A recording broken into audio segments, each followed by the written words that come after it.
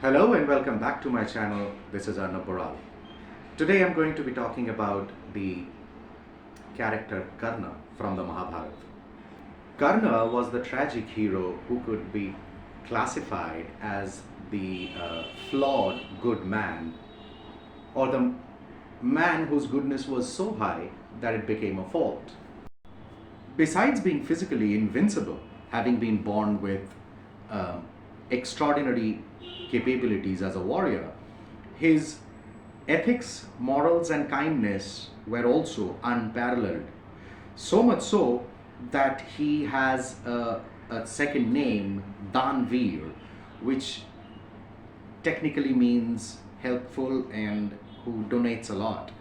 But in the current day, the connotation has changed to somebody that is so helpful that it becomes harmful to his own self. In the Mahabharata, Karna ended up being on the wrong side in spite of his strengths for fulfilling his loyalty to his friend Duryodhan. Now, that was also one of his strengths. The loyalty bit was also one of his strengths. Now, this dedication to his friend Duryodhan eventually led to his being tricked by the leader of the opposition side, Krishna, and that led to his death. In today's workplace perspective, a leader definitely needs to be compassionate, but he also needs to acknowledge a few other points. The first, which side to support, irrespective of relationships or friendships. Number two, where to stop being supportive of a particular side. Number three, most importantly, recognize the importance of being empathetic instead of sympathetic. Again, empathy, just like in Karna's case, has the superpower of clouding judgment and forcing impartial decision making. A business leader, on the other hand, unlike Karna, needs to be cognitive enough to balance between what is best for the organization and what is considerate towards the team members. Also, effective leadership requires understanding the other people's needs, specifically the team members' needs, without sacrificing the ability to hold the team member responsible and accountable as well. Empathetic leaders demonstrate that enabling accountability is not just necessary to boost employee motivation, trust, and performance, but specifically considering post-COVID times, empathy will also be enabling teams to become more connected, become less fragile, and work independently even while maintaining connect online as well. So the first few things that you need to do to be empathetic towards others are: the first, listen. Most importantly, listen. Number two, do not judge when you listen. Number three, open up and discuss while you listen.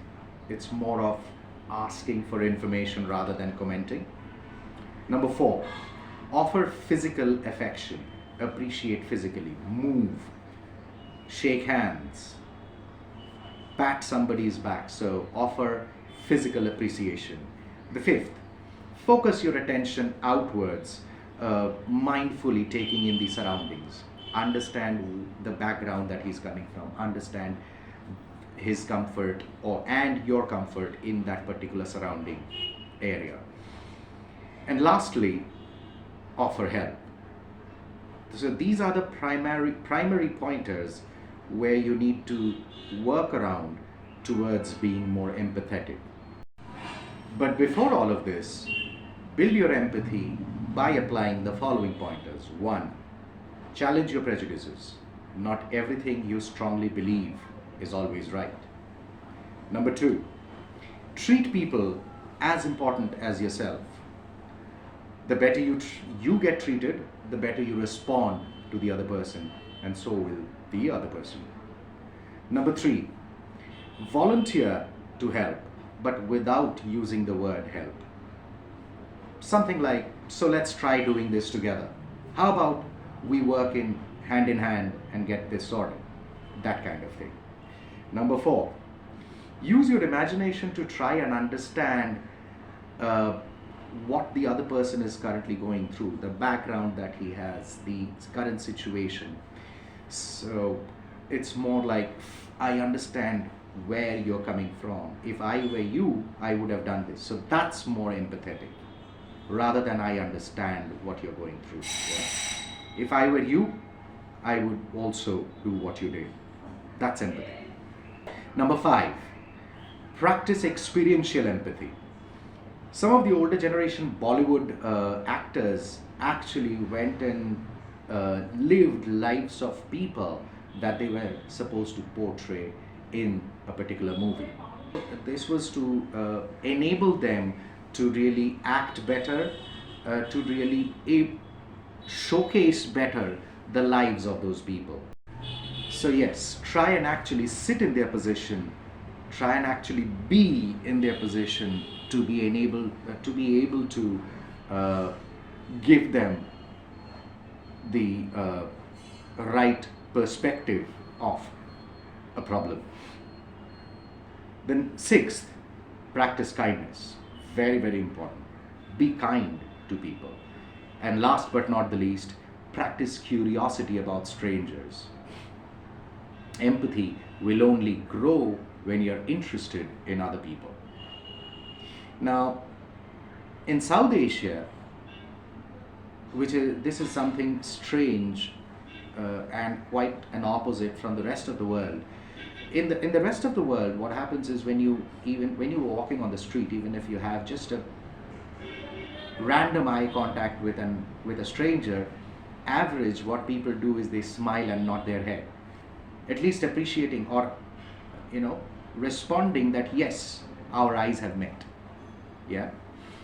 In India, however, quite the opposite happens. If you have sudden eye contact with anybody, the other person actually forcefully turns off his head to not connect with you. So that's something you should not be doing. Practice empathy. Smile at the other person. There's no harm in smiling at the other person. You might end up gaining a friend for life, for all you know. So try implementing these at your workplace and with your teams, and I assure you, your teams will start bonding better with you as you go forward. So try this as you go forward leading your team. In the meantime, subscribe to my channel for more such quick stories on leadership. Like and share the video with people who you think you can benefit from this tip. Stay strong, peppy, and upbeat. Keep rocking. India is wishing you move upwards and beyond from here. Thank you.